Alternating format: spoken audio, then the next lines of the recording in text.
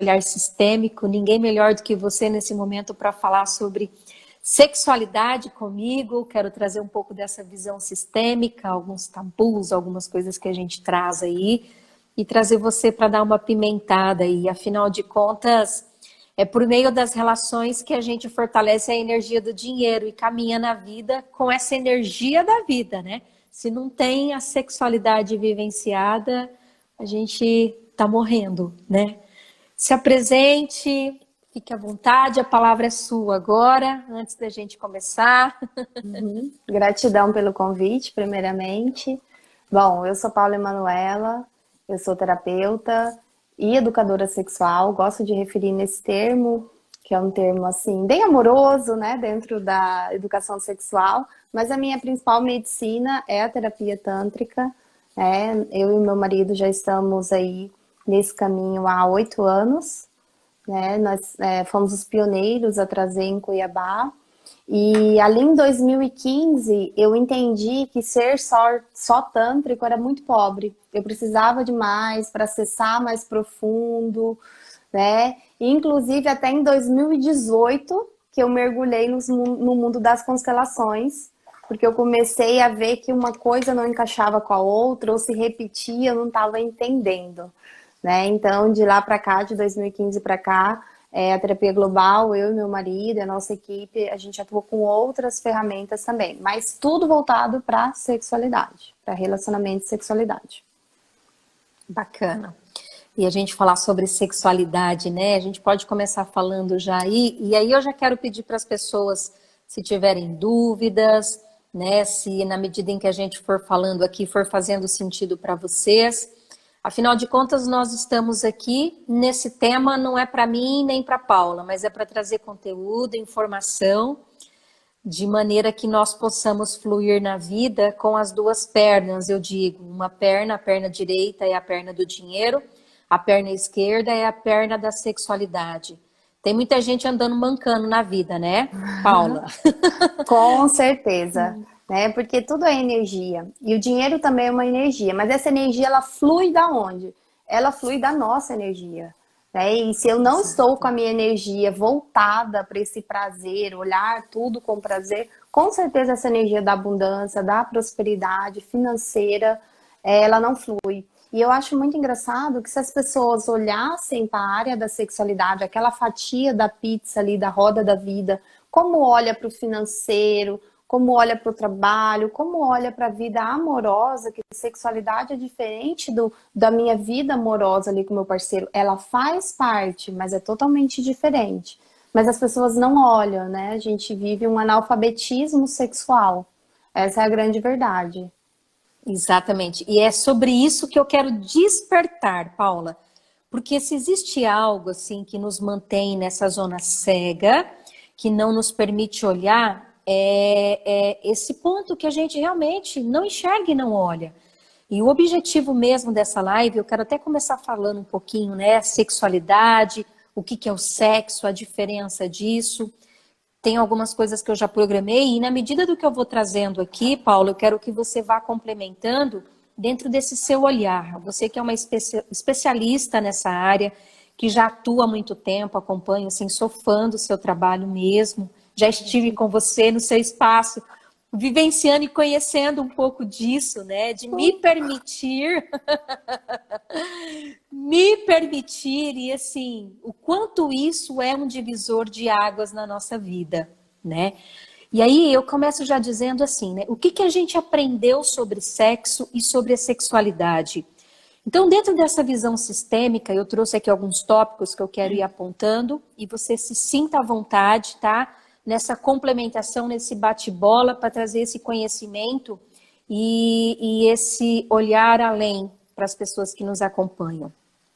Então, o sexo, a gente entende isso como é uma sucção, ele é um cortar, ele é uma separação. O sexo, ele vem com essa energia que separa a criança e nos leva para o mundo da criança, para esse mundo adulto. O sexo é essa energia, né? A gente fala dessa energia sexual, mas o sexo, ele vem como essa energia que nos tira de perto de pai e mãe e nos leva para a vida, para o mundo. E aí a gente já vê, né, alguns pais, e eu vou falar, eu estou prometendo isso já, que eu estou preparando um material muito rico para falar de pais aí que falam, né, que os filhos vêm para dentro da casa do pai para fazer, às vezes têm relacionamentos e fazem sexo na casa dos pais, né? E na verdade, o ideal é como é que a gente vai fazer sexo na casa de pai, né? É essa energia que nos leva para a vida, é essa separação que nos tira de perto de pai e mãe e nos leva para a vida. Então é o adulto que as relações, a gente vai falar de relacionamento e sexualidade, o relacionamento, ele começa nessa minha compartilhar da vida, me levando para o outro. Então, o sexo é essa sensação do prazer, que muitas vezes nós aprendemos a reprimir, isso que você falava. O que é o sexo? Eu aprendi a reprimir isso, e principalmente desde cedo, quando criança.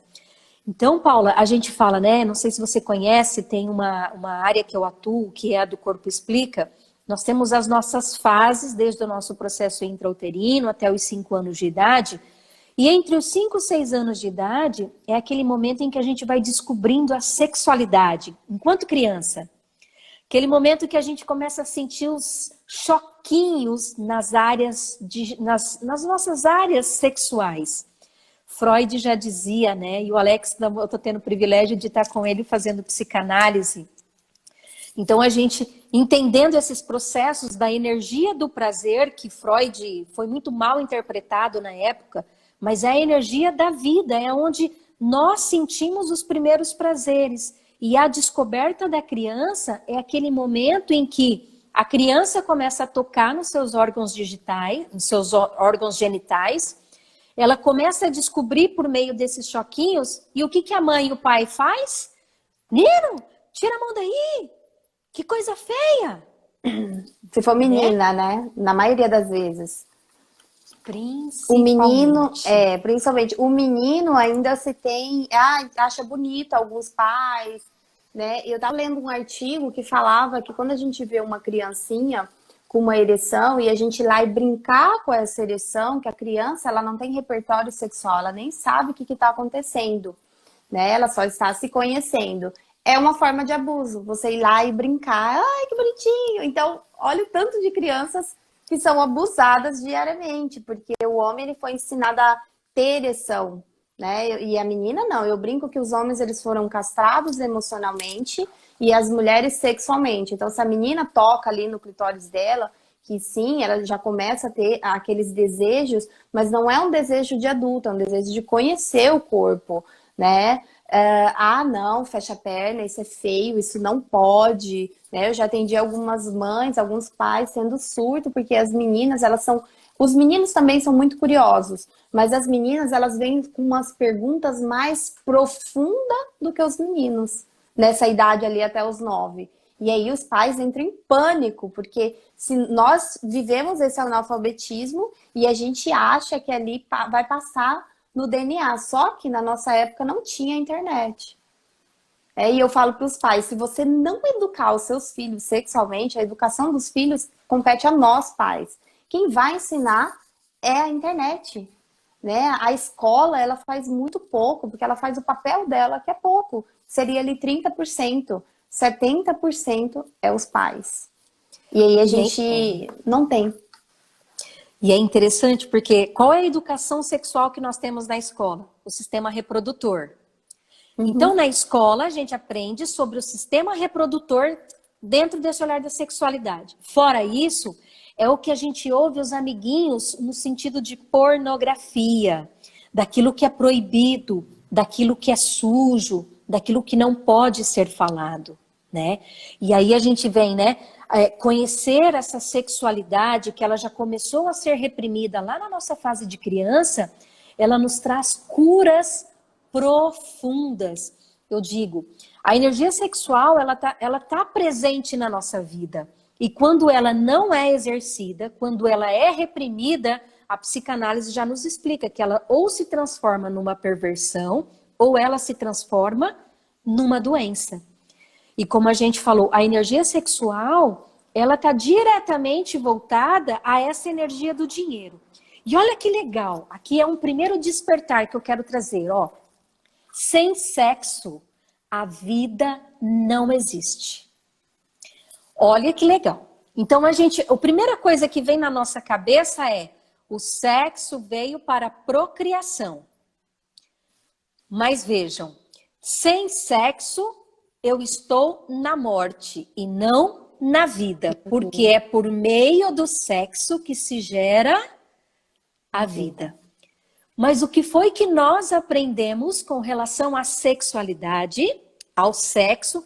Ao sexo é aquilo que nós fomos buscar lá na escola e nessa fase adulta que a gente foi buscar na internet, nas revistas, para poder dar prazer ao outro, quando nós nem conhecemos a nós mesmos. Porque o sexo, com o olhar do prazer, ele é promiscuidade, ele é algo feio. Mas, para gerar a vida, se for um sexo para ter filhos, ele é permitido. Mas o sexo para ter prazer, ele não é permitido. Imaginem a vida se ela fosse gerada apenas para procriação. Olha como o divino, e aí a gente fala, né? Depois a gente vai entrar para falar sobre a energia do sexo, que ela começa com o profano e depois ela vai para o sagrado, dentro desses dois polos. Porque de benefício, o que Deus nos deu dentro dessa vivência da natureza é que o sexo nos dá o prazer, que nós não permitimos se não for para gerar filhos. E aí, Paula, eu tenho mulheres, senhoras aqui, muitas vezes que eu vou atender, que elas foram para um casamento e só descobriram que tinha sexo na hora em que ela estava com o seu marido e ele foi querer dela a relação sexual. Por direito. Muitas mulheres, por direito. Por direito.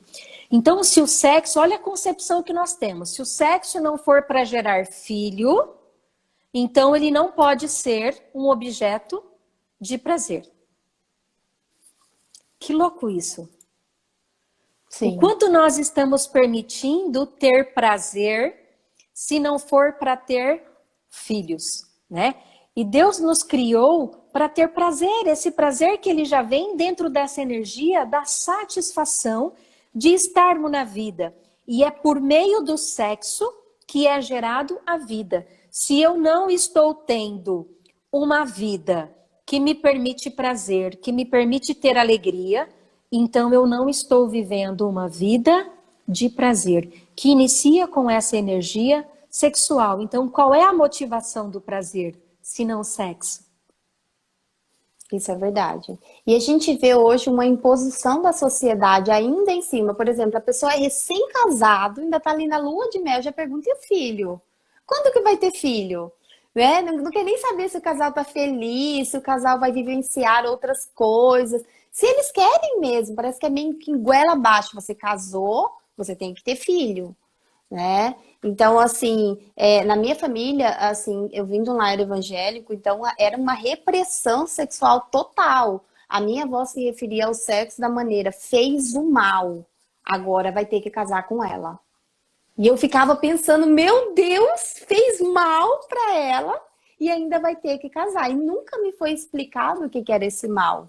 Que na verdade é muito bem, que é o prazer, né? Mas os antigos ainda têm essa dificuldade de conversar, né? Eu vejo assim, eu atendo muitos homens com ejaculação precoce e assim, os homens de 40 anos para cá. Porque naquela época só tinha um banheiro na casa, era o comum, né? E o menino ali, ele ia para aquela masturbação ali e a mãe estava em casa. Então tinha que ser muito rápido. Tinha que ser rápido, porque senão ia bater na porta, porque né, a família é grande, tinha-se muitos filhos. E a mãe, que tem uma sacralidade pela figura feminina da mãe, parece que a gente nunca imagina os pais da gente transando, piorou os avós, né? E aí acontece que esse indivíduo começa a sua vida sexual dessa forma, rápido, sob pressão, sobre ansiedade, né, naquele nervosismo e ele leva para a vida sexual até me encontrar. Exatamente isso. E aí a gente percebe que isso tudo começa no nosso sistema familiar. E aqui eu quero fazer uma pergunta para quem está aqui conosco, né? O que o seu sistema te ensinou sobre prazer? Comentem aí. Qual é o seu nível de permissão para se dar prazer? E aí a gente conecta, né? Porque parece que o prazer ele só vem de uma coisa sexual. E hoje nós temos prazer com eu morro de tesão andando de bicicleta. É o maior prazer para mim estar naquela estrada de chão batido, olhando o pôr do sol, aquele cheiro de mato, apreciando a natureza. Mas qual é a conexão que a gente tem de prazer? Só para gerar filhos? O que o nosso sistema familiar nos ensinou sobre prazer? Sobre sentirmos prazer. E aí a gente fala, né? O sexo, ele é vivenciado primeiro comigo. Quais as sensações?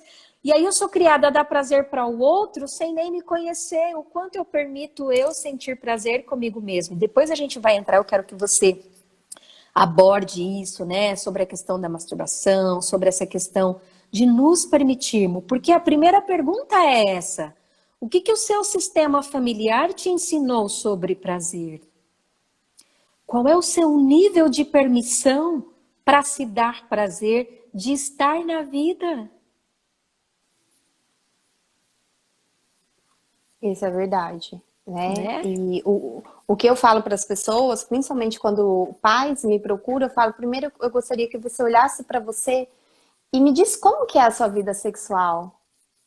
Porque nós vamos ensinar normalmente o que nós vivenciamos, mas hoje a gente tem muito mais, nós temos muito mais informações e podemos fazer diferente, né? Mas começa comigo. Aqui chega casais, normalmente juntos, e a gente não sugere que no primeiro atendimento sejam feitos juntos, na mesma sala, porque o Tantra, ele trabalha o individualismo no primeiro momento. Então, os casais vêm juntos, mas a gente sugere, né? Não é uma obrigação. E cada um vai para uma sala. Porque aquele momento, aquela pessoa, ela veio de uma família, de um seio familiar. Ela tem todas as suas crenças, os seus monstros, as suas sombras, e aquela outra tem a dela. Então, a gente tem que olhar para todas as sombras e para a luz de forma individual para depois a gente trabalhar com o casal, né? E quando vem o casal atender junto, normalmente eles perdem 80% do atendimento, porque fica um olhando o outro. E aqui vale a gente trazer também casais do mesmo sexo, porque o ter filho, ele é uma escolha. E aí, quando a gente vê, as pessoas do mesmo sexo não geram filho, então isso, dentro da minha crença e da minha concepção, isso é errado. Por quê? Porque o sexo, a sexualidade só pode ser vivida quando for para gerar filhos. Para ter prazer, eu não sou permitida. E aí percebe, né, que é através do relacionamento amoroso e da consumação do amor é que o homem e a mulher, ou o homem, dentro das suas opções sexual, ele deixa, dentro dessa visão sistêmica, o seu sistema de origem e passa então a fazer parte de um sistema atual. Ele sai daquele seu sistema, o seu sistema familiar, por meio da sexualidade, onde ela é vivenciada com o outro para a nova família.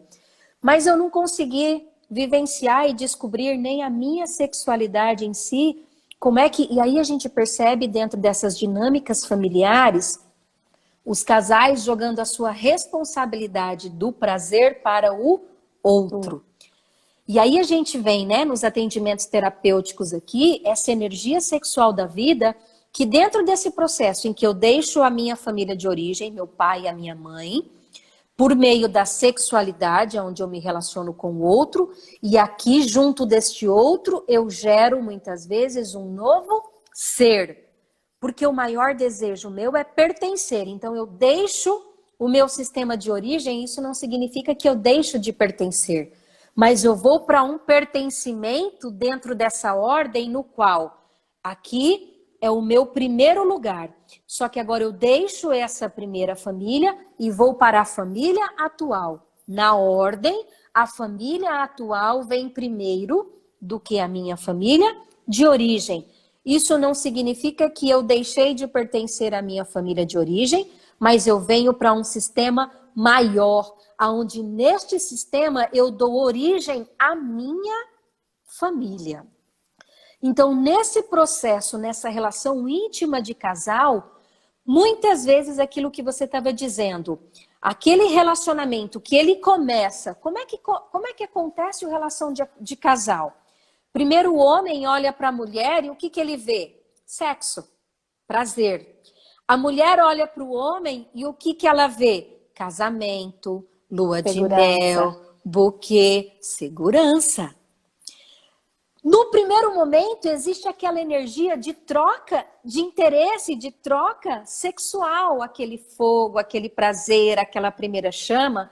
O amor na primeira fase, ele vem com essa energia sexual, essa energia que muitos vão chamar de energia profana, mas é a energia que inicia no processo de retroalimentação. O homem dá segurança para a mulher recebe essa segurança e diz: uau, esse homem me dá proteção, esse homem me dá segurança, o que eu vou fazer agora para ele? Sex shopping, canguru perneta, vou dar mais para este homem se sentir liberdade dentro dessa relação sexual. O que esse homem olha para isso e diz: caramba, essa mulher me dá energia, ela me dá liberdade, o que eu vou fazer para essa mulher?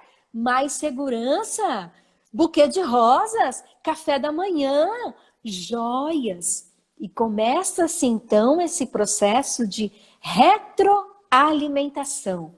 Retroalimentação do homem e da mulher que vem primeiro nessa relação. Depois é que vem a relação de pais. Quando entra um terceiro elemento, fruto dessa primeira relação, e aí é onde muitos casais começam a se perder. Eles deixam de ser homem e mulher e passam a ser apenas pai e mãe. Eu tenho um vídeo no YouTube que fala sobre amor e safadeza. O título é Amor e Safadeza. No sentido de olhar para a mãe que por alguma coisa acontece, a partir do momento que ela vira mãe, parece que ela sobe num pedestal de santidade.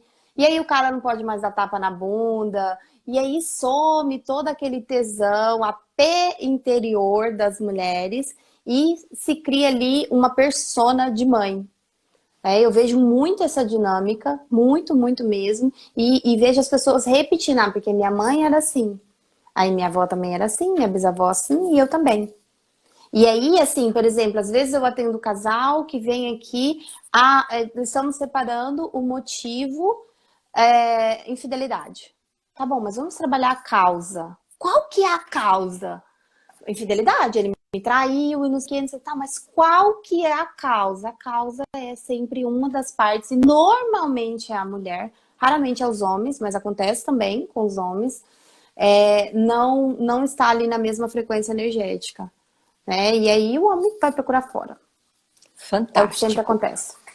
E aí, olha que legal, você abordou aqui 2 pontos muito importantes dentro dessa visão sistêmica. Tomara que eu me lembre deles. Então, o primeiro, a família de origem, e o segundo, o equilíbrio na relação entre dar e receber, a troca, tá? Se eu esquecer, você me lembra disso. Então, primeiro, a família de origem, ó. Tem uma frase aqui: saímos de nossa família de origem, de João Garriga, junto com Bert Hellinger, que eles trazem assim, ó: saímos da nossa família de origem e saímos para a nossa iniciativa de criar uma família. Mas isso não corta o nosso pertencimento do nosso sistema original. Então, os emaranhamentos não resolvidos daquele sistema de origem pode atuar no novo relacionamento. O que isso significa dizer? Isso que você falou, ó, quem é a minha família de origem? Papai e mamãe. Que antes Mamãe só era seios para mim. No máximo que a minha mãe era seio, porque ela me alimentava. Dos seios para baixo, minha mãe não existia. Saber que a minha mãe fazia sexo com meu pai, minha nossa. Depois que eu descobri isso, e como será isso para mim? Olha a minha família de origem. Aí eu olho para a relação de pai e mãe, que são as minhas referências de vida. Vida perna direita, dinheiro. Vida perna esquerda, sexualidade. Que aí eu olho para a vida dos meus pais, que são uma referência, que é uma catástrofe. O que eu vou buscar, então? A minha fidelidade no meu relacionamento. Que enquanto eu estou vivenciando aquele primeiro encontro, a segurança, o canguru perneta, o sex shop, a vida de relacionamento, quando a gente se torna pais, eu deixo de ser homem e mulher. Aí eu começo a ser quem? Papai e mamãe. Aí eu volto para onde? Para minha família de origem. E aqui começa alguns conflitos nos relacionamentos. Porque na nossa família, Bert Hellinger fala, né, nós somos estrangeiros na família do nosso cônjuge. Porque nós, muitas vezes, não compartilhamos da mesma cultura. Aí tem o homem que vem daquela cultura, ó. Da minha família, olha, eu tenho um histórico que eu conto isso, assim, é cômico, né? Eu tenho um tio que casou com a minha tia, ele era conhecido como o 1001, porque ele ficava com 1001 mulheres na noite. Mas com quem ele foi se casar? Com aquela que nunca deu um beijo na boca. Mas, como era o tipo de vida dele, olha o que ele... Não estou dizendo que isso é certo nem que isso é errado, tá? Eu só estou trazendo uma referência, porque isso foi o modelo de mundo dele, né? E respeito a minha família de origem, porque foi assim, o quanto ele é feliz hoje no casamento, não compete a mim, é a história dele. Mas o fato é, as mulheres para casar eram uma, e as mulheres para transar e para viver à noite, às vezes eram outra.